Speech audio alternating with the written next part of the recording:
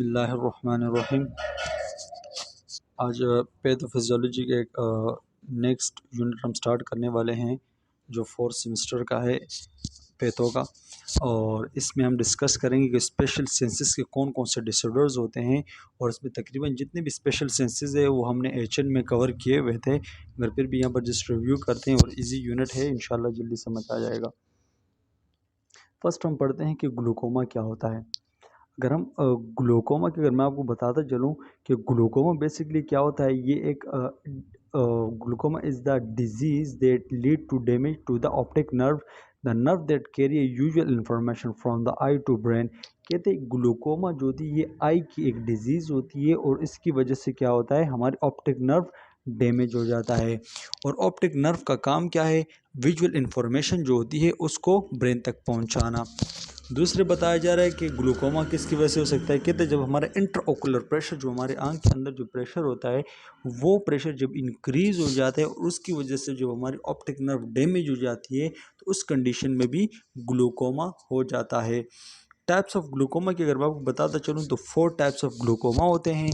एक होता है एंगल ओपन एंगल ग्लूकोमा, इसको हम क्रोनिक ग्लूकोमा भी कहते हैं। दूसरा होता है एंगल क्लोजर ग्लूकोमा, इसको हम एक्यूट ग्लूकोमा भी कहते हैं। और एक होता है कॉन्जिनेंटल ग्लूकोमा, और एक होता है secondary glaucoma. Step by step हम इसको पढ़ते हैं कि कौन कौन से होते हैं। फर्स्ट हम पैथोफिजियोलॉजी पढ़ते हैं, ग्लूकोमा की पैथोफिजियोलॉजी पढ़ते हैं। कहते the front part of the I is filled with a clear fluid called aqueous humor. This fluid is always being made in the back of the eye. It leaves the eye through the channels in the front of eye, an area called anterior chamber, angle or simply the angle. कहते हैं हमारे जो आई का interior side होता है, आई का जो आगे वाला इंटीरियर साइड है, इसके अंदर एक फ्लूइड पाया जाता है जिसको हम एक्वस ह्यूमर कहते हैं। जो हमारे लेंस और आगे कॉर्निया के दरमियान जो जगह होती है, इसके अंदर बिल्कुल आंख के इंटीरियर साइड पे एक फ्लूइड पाया जाता है जिसको हम एक्वस ह्यूमर कहते हैं। कहते हैं ये एक्वस ह्यूमर जो होता है ये कहाँ पर बनता है, हमारे बैक साइड ऑफ आई जो होती है, जो पर सिलरी मसल्स होते हैं, उस मसल्स के अंदर एक्वस ह्यूमर की प्रोडक्शन होती है बैक साइड पे।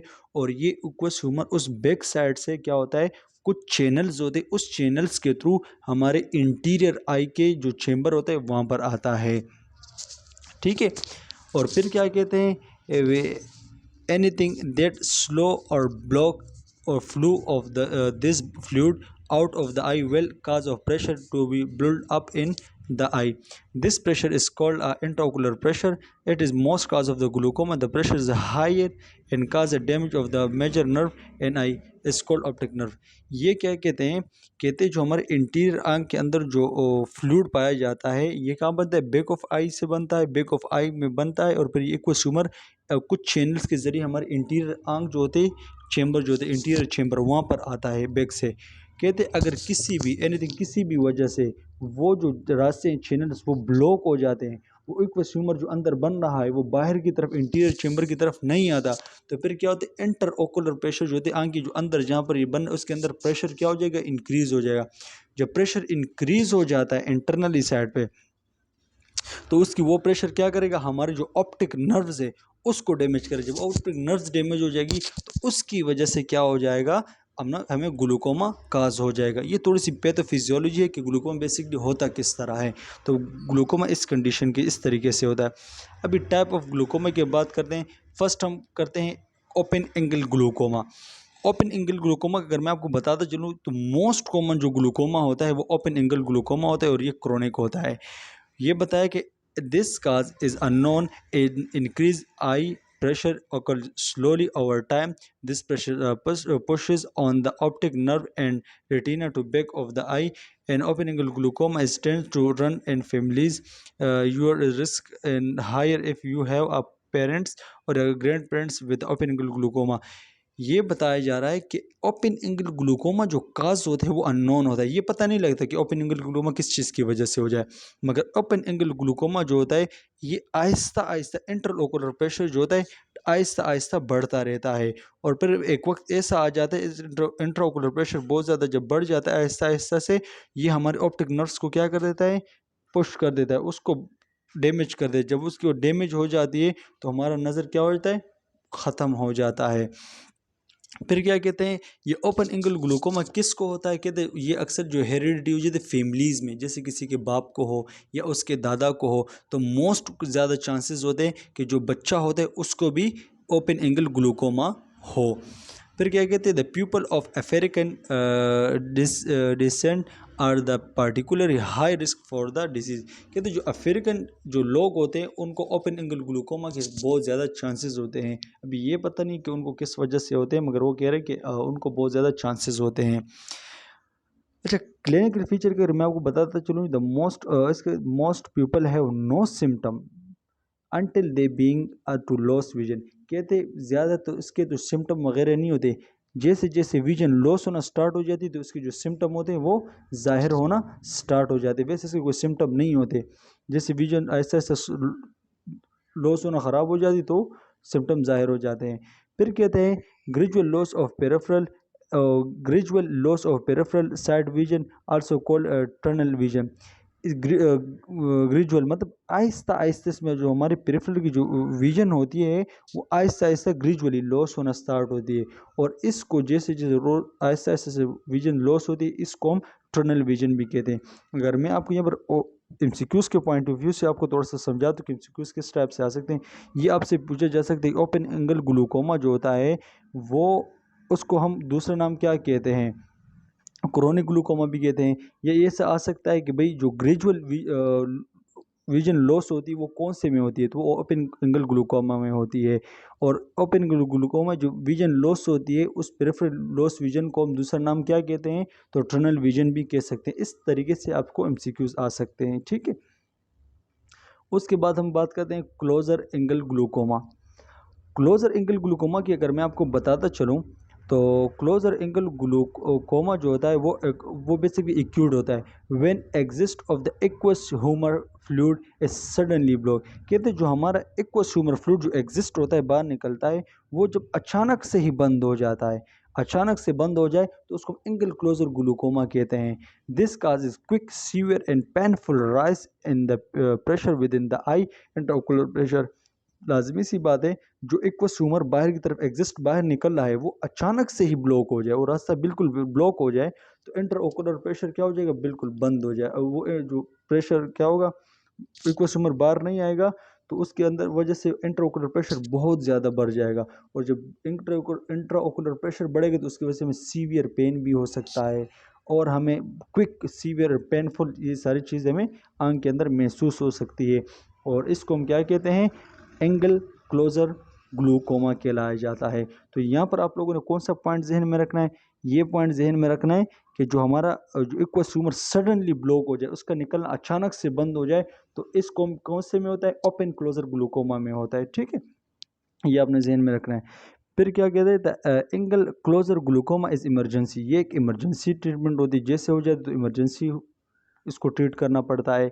This is very different from the open angle glaucoma which a painless and slowly damage vision. ये कह रहे हैं कि ये ओपन क्लोजर ग्लूकोमा जो है ये ओपन एंगल ग्लूकोमा से बिल्कुल मुख्तलिफ होता है, क्योंकि ओपन एंगल ग्लूकोमा में दर्द नहीं होता और आहिस्ता आहिस्ता से विजन लॉस हो जाती है, जबकि ओपन क्लोजर ग्लूकोमा जो होता है इसमें हमारा विजन सडनली बिल्कुल लॉस हो जाता है और पेन भी बहुत ज़्यादा होता है। If you have had acute in glaucoma in one eye, you are the at risk for an attack in the second eye। कहते अगर किसी इंसान को एक साइड पे एक्यूट ग्लूकोमा हो जाए, मीन्स ओपन क्लोजर ग्लूकोमा हो जाए, तो उसको चांसेस होते हैं कि उसको सेकंड जो साइड है उसको भी वहाँ पर भी उसको ग्लूकोमा हो सकता है, चांसेस होते हैं। तो इसलिए हमें ट्रीटमेंट करनी होगी कि उसको प्रिवेंट किया जा सकता है, जो ओपन क्लोजर ग्लूकोमा उसको भी प्रिवेंट करें और मज़ीद नेक्स्ट पे भी उसको आई को प्रिवेंट करना चाहिए कि वो नेक्स्ट आई उसकी ख़राब ना हो जाए। अच्छा, कहते हैं कुछ ऐसे ड्रग्स होते हैं जो आई को डायलेट करते हैं या कुछ ऐसे मेडिकेशन होती है जो इस्तेमाल करते हैं, उनकी वजह से भी आपको क्लोजर ग्लूकोमा हो सकता है। साइन सिम्टम की अगर मैं आपको बात बताऊं तो इसमें जो क्लोजर ग्लूकोमा के साइन सिम्टम हमने ऊपर भी पढ़े कि इसमें सडन सीवियर पेन महसूस होगा हमारी आई पर, और हमारी आई के जो वजन एकदम क्लाउडी विजन होगी, हमें फिर कुछ नज़र नहीं होगी। जैसे एक्वस ह्यूमर ब्लॉक हो जाएगा तो हमें विजन बिल्कुल ख़त्म हो जाएगी, और नोज़िया वोमिटिंग भी हो सकता है, और रेनबो लाइक हेलिस अराउंड लाइट्स। इसमें जो होता है फिर जब किसी को ओपन क्लोजर ग्लूकोमा हो जाए तो उसकी वजह से क्या होता है, उसको जो लाइट रेज होती है, जो कलर पोर्शन होते हैं उसको नज़र नहीं आते, समझ नहीं आते, कलर को डिफ्रेंशिएट नहीं कर सकता वो। और जो क्लोजर ग्लूकोमा में हमारी आई जो होती है वो भी रेड हो सकती है और आई में स्वेलिंग वगैरह भी हो सकता है। अच्छा, अब यहाँ पर दो चीज़ें और हम बताते चलें कि कॉन्जेनिटल ग्लूकोमा किसे कहते हैं। Congenital glaucoma often are run in the families and heredity. कहते हैं ये कॉन्जेनिटल ग्लूकोमा बेसिक नाम से पता लग जाता है, जब कोई इंसान पैदा ही ग्लूकोमा के साथ हो जाए तो हम उसको कॉन्जेनिटल ग्लूकोमा कहते हैं। और कॉन्जेनिटल ग्लूकोमा अक्सर ये विरासती होता है, मतलब अगर उसके बाप को हो, दादा को, उससे जैसे जैसे उसके बच्चे होंगे तो उनमें भी ये हो जाए तो ये कॉन्जेनिटल ग्लूकोमा कहलाया जाता है। It is a present in birth, where it results from the abnormal development of the fluid outflow channels in the eye। कहते हैं ये जो congenital ग्लूकोमा होता है ये बर्थ के टाइम प्रेजेंट होता है, मतलब जैसे बच्चा पैदा होता है तो उसके टाइम ये congenital ग्लूकोमा उसका प्रेजेंट होगा। और ये किसकी वजह से congenital ग्लूकोमा हो जाता है, कहते हैं जो फ्लूड आउटफ्लो चैनल्स जो होते हैं आएंगे वो जब एबनॉर्मली डेवलप हो जाता है, जो जिस चैनल से कोई सुमन निकलता है वो जब आउटफ्लो जो चैनल्स होते हैं वो जब एबनॉर्मली डेवलप हो जाते हैं तो उसकी वजह से ये कॉन्जेनिटल ग्लूकोमा काज होता है। क्लिनिकल फीचर की अगर हम बात करते हैं, they symptom are usually notice when a child is a few months. इसके सिम्टम आप कब देख सकते हो, जब बच्चा कुछ महीने का हो जाए तो आप उसको सिम्टम ज़ाहिर हो सकते हैं। उस सिम्टम में क्या क्या होगा, उसके जो बच्चे के जो फ्रंट ऑफ आई है वो क्लाउडनेस होगा, ये एक सिम्टम होगा।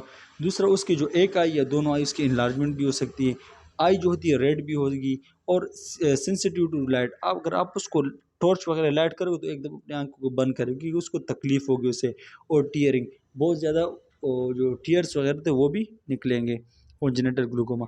अच्छा, यहाँ पर अभी बताया जा रहा है कि सेकेंडरी ग्लूकोमा, हमने 3 ग्लूकोमा के टाइप्स पढ़ लिए, ओपन एंगल ग्लूकोमा पढ़ लिया, क्लोज एंगल ग्लूकोमा पढ़ लिया, कॉन्जेनिटल भी पढ़ लिया। ये लास्ट ग्लूकोमा का पार्ट है, इसको हम कवर करते हैं। इसमें है सेकेंडरी ग्लूकोमा क्या होता है, कहते हैं किसी भी मेडिकेशन की वजह से या जो आई की जो डिजीज़ है यूआइटिस जिसे सेकेंड लेयर होती है आई की, उसके अंदर इन्फ्लेमेशन की वजह से या कुछ ऐसे मेडिकेशन की, ज़्यादातर मेडिकेशन की वजह से, फॉर एग्जांपल कोर्टिकोस्टेरॉइड जो ड्रग्स है उसकी वजह से अगर किसी इंसान को ग्लूकोमा हो जाता है तो उसको हम सेकेंडरी ग्लूकोमा कहलाया जाता है। डायग्नोस्ट की अगर हम बात करते हैं तो उसको हम tonometry test basically intraocular pressure को डायग्नोस करने के लिए किया जाता है, टोनोमेट्री टेस्ट। ठीक है, ये टेस्ट भी आप लोगों ने जहन में रखने हैं। ये टोनोमेट्री टेस्ट हम इंट्राओकुलर प्रेशर को डायग्नोस करने के लिए देते हैं। और ऑप्टिक नर्व्स इमेज भी हम photograph of the inside of the eye, और इसके जो ऑप्टिक नर्व्स होते हैं उसकी इमेज को भी हम देखेंगे। ठीक है, डायग्नोस उसके ज़रिए भी हम डायग्नोस कर सकते हैं। और पिपिली रिफ्लेक्स रिस्पॉन्स की अगर मैं बात करूँ, जैसे सॉफ्ट कॉटन वगैरह जो होते हैं वो जब शख्स आंखें खोलता है उसके जैसे हम पीपल के वजन नज़दीक करते हैं तो वो एकदम अपने आंखों को बंद करेगा, तो इसको हम पिपिली रिस्पॉन्स कहते हैं। ठीक है। अच्छा, रेटिनल एग्जामिनेशन करेंगे, इसका विजुअल एक्विटी और विजुअल फ्लूइड एंड मेजरमेंट वगैरह करेंगे। ठीक है। और गोनोस्कोपी एक प्रोसीजर है, उस वो भी करते हैं। इसमें क्या करते हैं, स्पेशल लेंस यूज़ करते हैं। किस चीज़ के लिए, आउटफ्लो चैनल्स को देखने के लिए हम एक स्पेशल किस्म का लेंस यूज़ करते हैं और उसको हम क्या कहते हैं, गोनोस्कोपी कहलाया जाता है उस प्रोसीजर को। ठीक है, यहाँ पर ये 4 ख़त्म हो गए। अभी हम स्टार्ट करते हैं कैटरेक्ट। कैटरेक्ट क्या है, कैटरेक्ट के कुछ किस तरह होते हैं, किस वजह से होता है, कौन कौन सी चीज़ें इसके अंदर इन्वॉल्व होते हैं, उसके बारे में, ये भी आई की एक डिजीज़ है। फर्स्ट हम आते हैं कैटरेक्ट के ऊपर। कहते हैं cataract is a cloudy of the lens of the I that can impaired vision. कहते हैं हमारे जब आई का जो लेंस होता है वो जब क्लाउडी हो जाता है, हमारे आई के अंदर जो लेंस है वो जब क्लाउडी हो जाता है उसको हम कैटरेक्ट कहते हैं। जब वो लेंस क्लाउडी होगा उसकी वजह से हमारी विजन जो होती है वो भी इम्पेयर हो जाती है। आप लोग को यहाँ पर पिक्चर में अच्छी तरह से दिखाई भी दे रहा होगा, ये बच्चा है, इसकी देखो ये जो इसका लेंस है ये बिल्कुल क्लाउडी हो गया। जैसे क्लाउडी हो जाता है क्योंकि लाइट रेज जब अंदर आएंगे तो फिर अंदर इसके रेटिना के पास नहीं जाएंगे, इसकी वजह से विजन जो होती है वो इम्पेयर हो जाती है। अभी कुछ फिजियोलॉजी ऑफ विजन की बात करते हैं कि विजन बेसिकली होता क्या है और हम किस तरह एक चीज़ को देखते हैं और किस तरीके से देखते हैं। थोड़ी सी पैथोफिजियोलॉजी है, फिजियोलॉजी है विजन की। With the I function much like camera, हमारी आंख का जो फंक्शन होता है वो कैमरे की तरह होता है। They light rays enter the eye pass through the cornea and aqueous humour transparent fluid in the front of eye then is pupil and into the lens. कहते जो लाइट के जो रेज आते हैं सबसे पहले हमारे आंख के अंदर आते हैं और आंख से हमारे सबसे पहले हमारे कॉर्निया के अंदर जैसे लाइट रेज अंदर जाए तो उसके अंदर एक्वस ह्यूमर फ्लूइड पाया जाता है, ट्रांसपेरेंट फ्लूइड। इस फ्लूइड के होते होते आगे चले जाते हैं हमारे प्यूपल, वो लाइट रेज उस प्यूपल से आगे जाते हैं हमारे लेंस के ऊपर चले जाते हैं लाइट रेज। जैसे लेंस के ऊपर ये लाइट रेज चले जाते हैं फिर क्या होता है, the lens bend the light rays to focus object on to the retina lining to the back of eye. फिर क्या कहते हैं, जैसे वो लाइट रेज रेटिना के लेंस के पास पहुंचते हैं तो लेंस उस लाइट रेस को क्या करता है, बाइंड कर देता है और उसके ऊपर फोकस कर देता है उस ऑब्जेक्ट के ऊपर, और जो उसको रेस को बाइंड करके अंदर की तरफ भेज देता है और उस चीज़ पर फोकस करता है, रेटिना के पास भेज देता है। फिर क्या कहते हैं, there is the image pass through the retinal cells into the optic nerves. बस इस रेटिना के ऊपर कुछ किस्म के सेल्स पाए जाते हैं, वो सेल इस जो इन्फॉर्मेशन आती है जो लाइट रेज आती है उसको लेती है और इसको ऑप्टिक नर्व्स के अंदर कन्वर्ट कर देती है। ऑप्टिक नर्व्स फिर इस चीज़ को क्या करते हैं, इसको लेके चले जाते हैं हमारे ब्रेन के पास और वहाँ पर इस इमेज के ऊपर इंटरप्रिटेशन करते हैं, उस इमेज को देखता है। तो ये लाइट रेस किस तरह आती है, किस तरह पास होती है, किस तरह हमारे पास ब्रेन के पास जाती है, किस तरह वापस रिस्पॉन्स आता है, तो थोड़ी सी पैथोफिजियोलॉजी थी उसकी। अभी हम कैटरेक्ट की फिजियोलॉजी थी विजन की, अभी हम कैटरेक्ट की पैथोफिजियोलॉजी देखते हैं कि कैटरेक्ट में पैथोफिजियोलॉजी किस तरह होती है। ठीक है, कहते cataract occur when there is the build up of protein in the lens that make in cloudy। कहते जब हमारे जैसे इंसान बूढ़ा होता है ना उसी तरह उसके लेंस जो होते हैं कमज़ोर हो जाते हैं, जो प्रोटीन होते हैं प्रोटीन वो बेसिकली बिल्ड अप हो जाते हैं, हमारे जो लेंस होते हैं उसके ऊपर आ जाते हैं। जो प्रोटीन वगैरह होते हैं हमारे लेंस के ऊपर जब आके जमना शुरू हो जाते हैं उसको क्लाउडी बना देते हैं। इस जब वो क्लाउडी बन जाते हैं तो उसको हम क्या कहते हैं, कैटरेक्ट कहते हैं। अच्छा, this prevent light from the passing and clearly through the lens and causing some loss of vision. जब लाजमी बात है जब हमारे लेंस के ऊपर ये क्लाउडी प्रोटीन वगैरह आके जम जाए तो फिर जो हम चीज़ को देखते हैं वो लाइट रेस क्या होती है, एम्पेयर हो जाती, अंदर नहीं चला जाते। जो लाइट रेस बाहर से तो आ रही है मगर वो लेंस के ज़रिए फिर अंदर तो नहीं जाते क्योंकि वो क्लाउडी हो सकते होते हैं, जब अंदर नहीं जाते तो हमें लॉस ऑफ विजन हो जाते हैं। Since new lens cell and from one of the outside of the lens and all older cells are the compact onto the retina in the center of the lens resulting the cataract। कहते हैं जो new cell होते हैं या कुछ पुराने cell होते हैं वो क्या कहते हैं जब ना कंपैक्ट होना स्टार्ट हो जाते हैं हमारे लेंस के सेंटर के ऊपर और कैटरेक्ट काज हो जाती है। ठीक है, फिर यहाँ पर टाइप्स ऑफ कैटरेक्ट की बताई गई है। कैटरेक्ट्स की अगर हम टाइप की बात करें तो यहाँ पर एक होता है age related cataract. Age related से आप समझ सकते हैं जैसे जैसे इंसान एज बढ़ती जाती है उसकी वजह से उसकी जो अज़ा होते हैं बॉडी के वो कमज़ोर हो जाते हैं, फिर ये प्रोटीन जो होते हैं उस लेंस के ऊपर जमना शुरू हो जाते हैं। जब एज के हिसाब से हमें कैटरेक्ट होता है तो उसको हम एज रिलेटेड कैटरेक्ट्स कहलाए जाते हैं। और कॉन्जेनिटल कैटरेक्ट्स की अगर हम बात करें, babies are some time born with the cataracts in result from the infection injury and poor development before of the one born.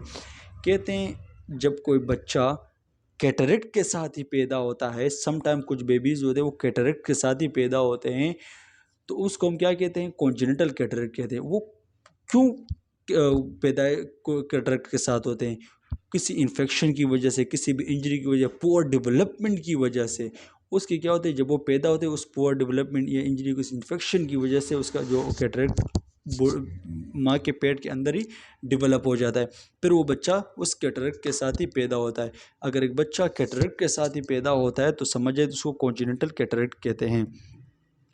अभी सेकेंडरी कैटरेक्ट की अगर मैं बात करता हूँ, ये वही दोबारा बात की, सेकेंडरी कैटरेक्ट मैंने आपको कहा था, कहते हैं these develop of the result of the other medication other medical condition like the diabetes and exposure to the toxic substance certain the drugs such as the corticosteroid and the other diuretics।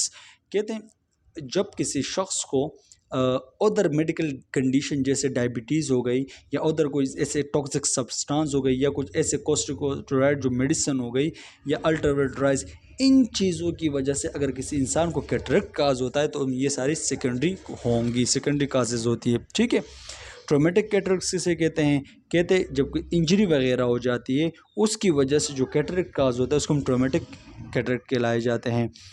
और ये कुछ causes बताए गए दोबारा cataract के as की वजह से हो जाता है, जैसे मैंने आपको एज रिलेटेड बताया, ट्रॉमा का बताया, रेडिएशन का बता दिया, जेनेटिक्स की वगैरह हो जाती है, और smoking and alcohol and medication, इन चीज़ों की वजह से आपको कैटरेक्ट हो जाता है।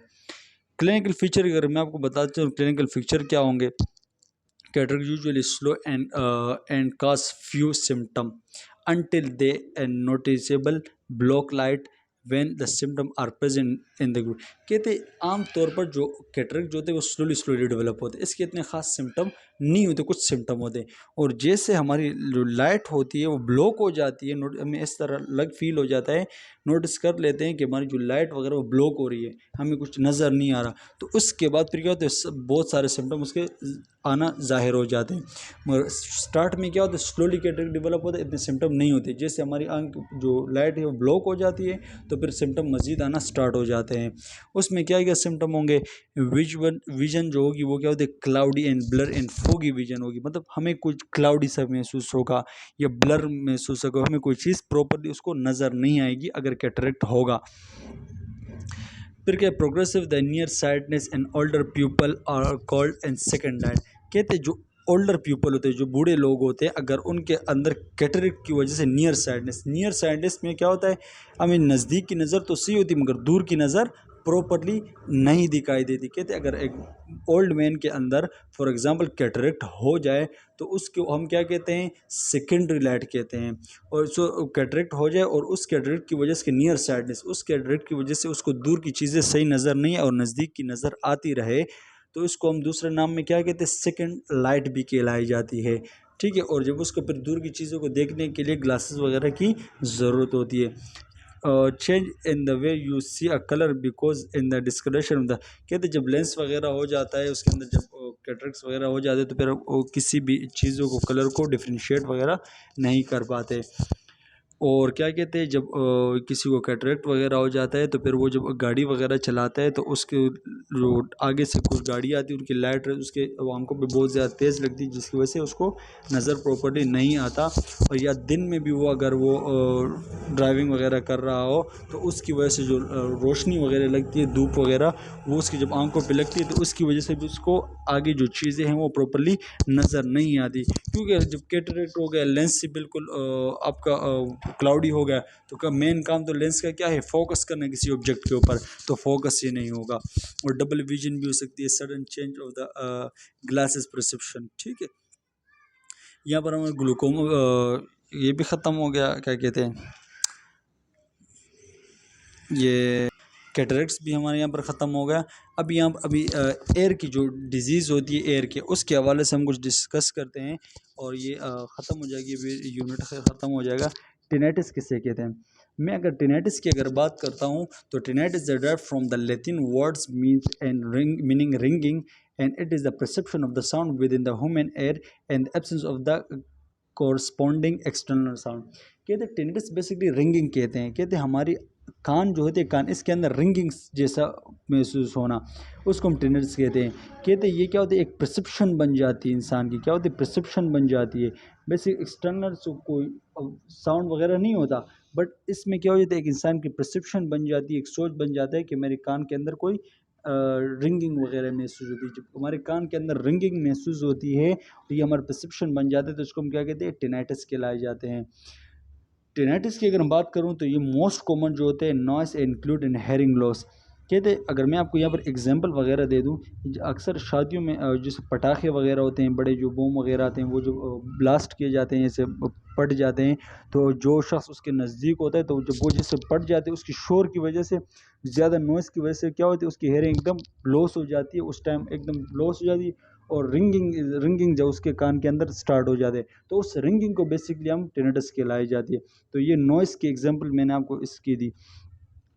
और एयर इन्फेक्शन की वजह से भी रिंगिंग हो सकती है आपके कान के अंदर, और फॉरेन ऑब्जेक्ट अगर आ जाए उसके अंदर इन्फेक्शन हो जाए तो उसकी वजह से भी रिंगिंग हो सकती है, नेज़ल एलर्जीज़ की वजह से भी हो सकती है, या एयर वैक्स वगैरह हो जाए, या कोई ऐसा मेडिकेशन जैसे बेंजोडाइज़ेपाम मेडिकेशन आप इस्तेमाल कर लो तो उसकी वजह से भी आपको टिनेटिस वगैरह हो सकता है। या वो शख्स जो हेडफोन वगैरह इस्तेमाल करे और बहुत ज़्यादा लाउड लिए इस्तेमाल कर रहा हो, बहुत ज़्यादा शोर हो उसमें, तो उसकी वजह से भी आपको टिनेटस हो सकता है। और tinnitus also means naturally hearing loss. और जैसे कहते हैं, जैसे लोग उम्र दराज होते जाते हैं, बड़े होते जाते हैं, तो उनकी जो होती है वो हेयरिंग जो होती है कंडीशन, वो थोड़ी कमज़ोर होती है। उस कमज़ोरी की वजह से फिर क्या हो जाता है, उनको भी एक कान के अंदर एक रिंगिंग सा सुनाई देता है, रिंगिंग से फील होता है, उनका एक परसेप्शन बन जाता है, उसको हम टिनेटस कहते हैं।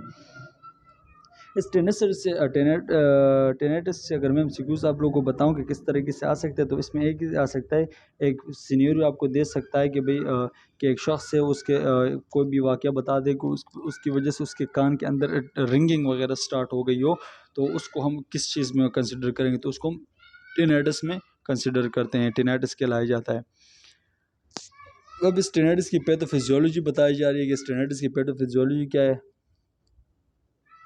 अच्छा, फिर क्या कहते हैं, इसमें बताया कि the inner ear sorry one of the possible mechanism the otoacoustic emission. और कहते हैं the inner ear contain 1000 of minute hairs. कहते हैं हमारा जो इनर एयर है उसके अंदर तकरीबन 1000 के हिसाब से हेयर मौजूद होते हैं, छोटे छोटे बिल्कुल 1000 के हिसाब से हेयर्स मौजूद होते हैं, जिसको हम क्या कहते हैं, स्टीरियोसीलिया कहलाया जाता है। और ये इस हेयर स्टीरियोसीलिया का क्या काम है, ये vibrate in the response to the sound waves. जैसे साउंड वेव्स आते हैं तो उसके नतीजे में स्टीरियोसीलिया क्या होते हैं, ये वाइब्रेट हो जाते हैं इनर एयर के अंदर। फिर क्या कहते हैं, cells are convert the neural signals and back into the acoustic vibration.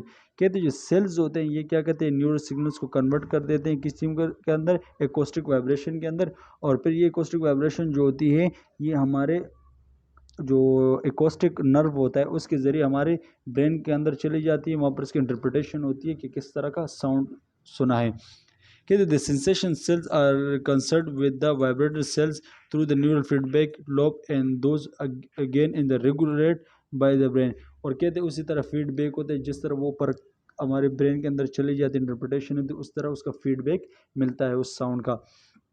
कहते हैं लिसनिंग टू लाउड म्यूज़िक। अगर कोई शख्स बहुत ज़्यादा लाउड म्यूज़िक सुनता है, बहुत ज़्यादा शोर वाली म्यूज़िक सुनता है, तो उसके जो हेयर सेल्स होते हैं वो क्या हो जाते हैं, किल हो जाते हैं। Studies have the show in the hair cell a loss. जो बहुत ज़्यादा लाउड्स वगैरह बहुत सारी चीज़ें सुनेगा, बहुत ज़्यादा शोर, तो उसकी वजह से हेयर सेल लॉस हो जाएंगे।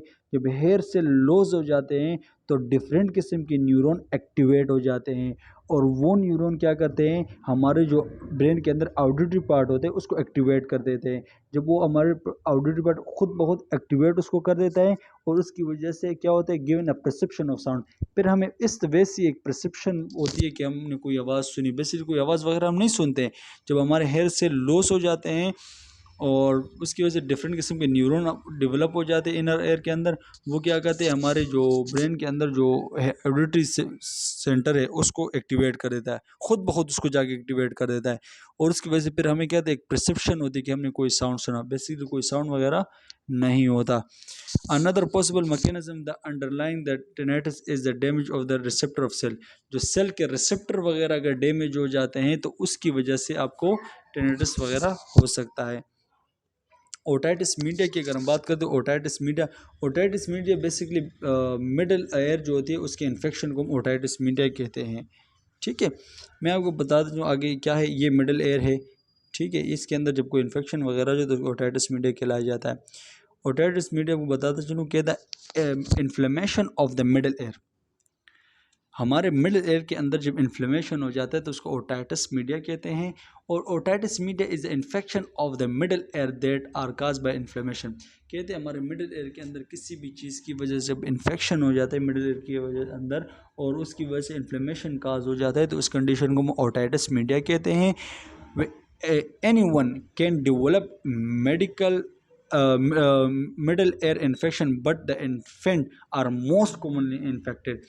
कहते हैं ये ओटाइटिस मीडिया जो होते हैं हर कोई इस तकलीफ से गुजरता है, मगर ज़्यादातर जो बच्चे होते हैं वो ज़्यादा ओटाइटिस मीडिया का शिकार होते हैं।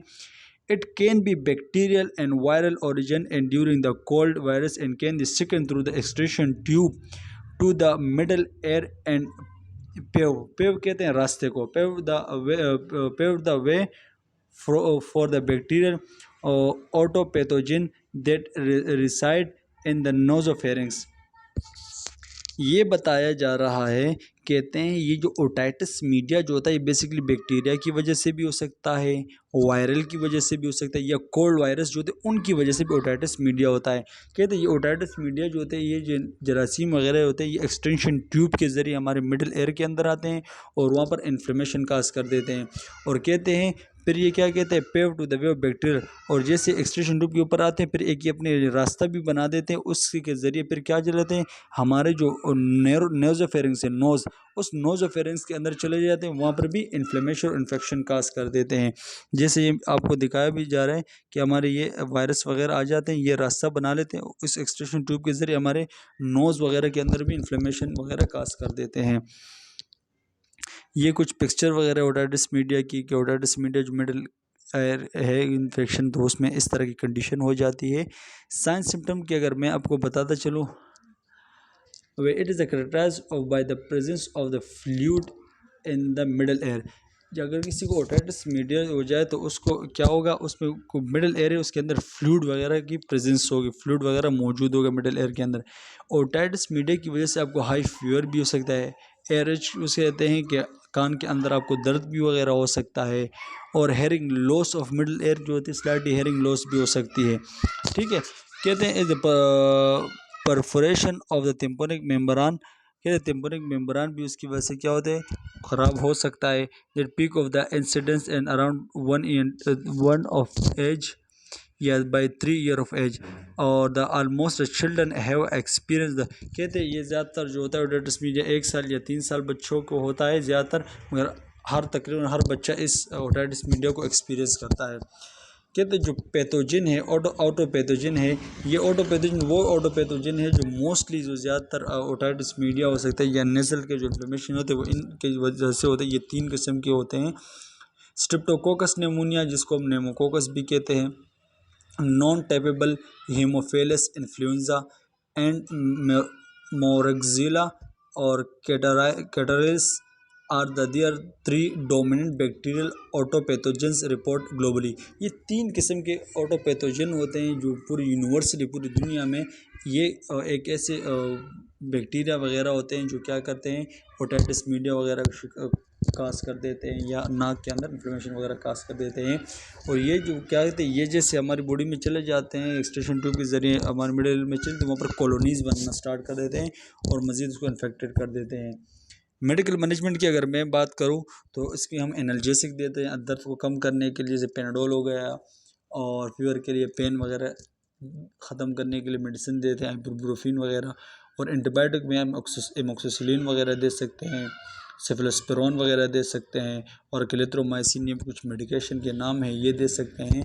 मेडिकल मैनेजमेंट की अगर हम बात करते हैं उसके साथ साथ एंटी एलर्जिक भी हम देंगे, एंटीहिस्टामिन में दे सकते हैं, ब्रोमोफेनामाइन वगैरह देते हैं, और क्लोरोफेनामाइन वगैरह दे सकते हैं, और सिट्राजिन और लोटाडिन, ये कुछ एंटी एलर्जिक एंटीबायोटिक और पेन किलर वगैरह जो होती है जो हम ओटाइटिस मीडिया के लिए इस्तेमाल करते हैं। और ये हमारा यहाँ पर यूनिट अल्हम्दुलिल्लाह ख़त्म हो गया, और आई होप आपको समझ आया होगा। Best of luck.